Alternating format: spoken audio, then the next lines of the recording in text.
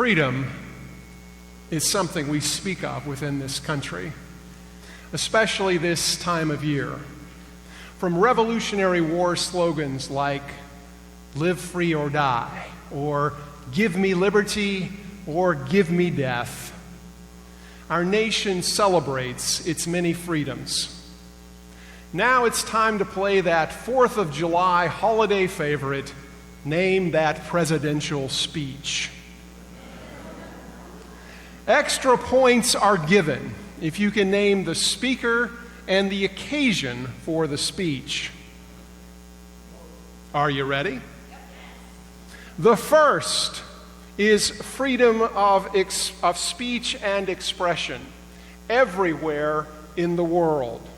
The second is freedom of every person to worship God in their own way, everywhere in the world.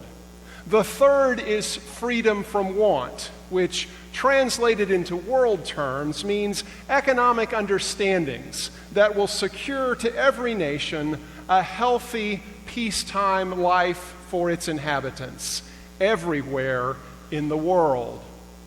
The fourth is freedom from fear, which translated into world terms means a worldwide reduction of armaments to such a point and in so thorough a fashion that no nation will be able to commit an act of physical aggression against any neighbor anywhere in the world.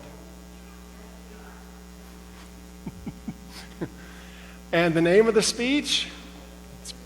The Four Freedoms Speech, given, and the pony goes to, I heard a couple, I don't have two ponies.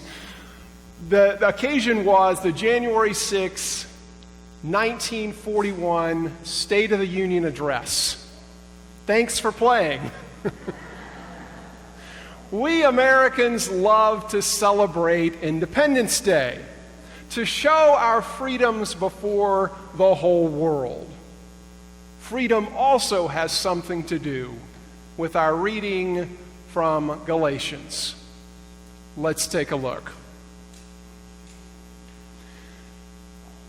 While the term freedom is bandied about this weekend, we need to recognize its duality. There is no single definition of what freedom means, and it's helpful to define its two aspects. For it consists not just of freedom from, but also freedom to. It may be tempting to define our freedom as simply freedom from outside oppression and tyrannies, and leave it at that. After all, that's one of the reasons we fought the Revolutionary War, to free ourselves from British tyranny.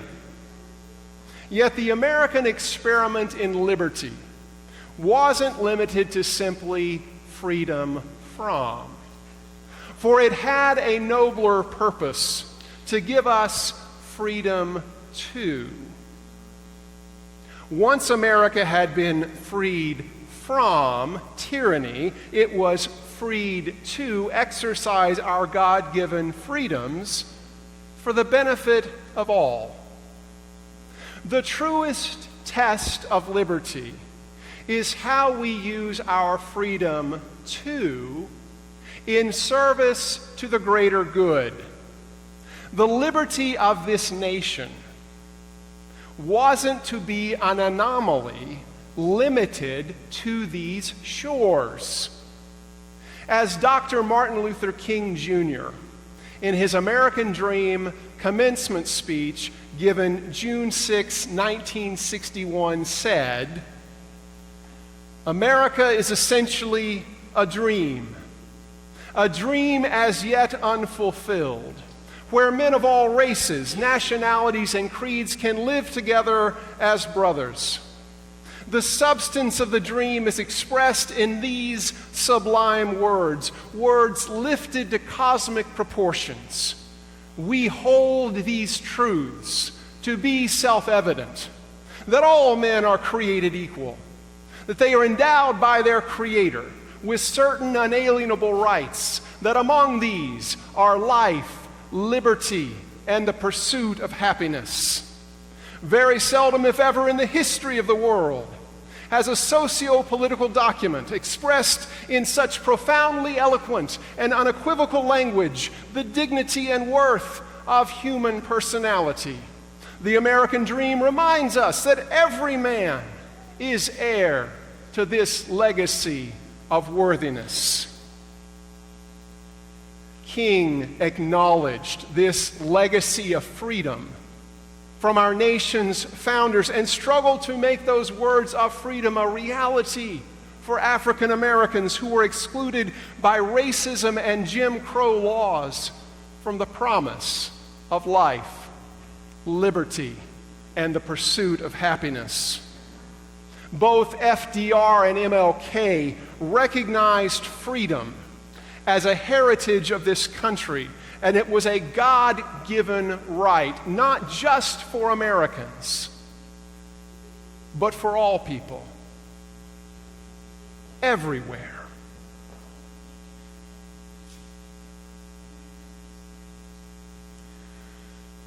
Tomorrow, we celebrate Independence Day. But what exactly does it look like? Is it simply a day off from work? Perhaps for some it is.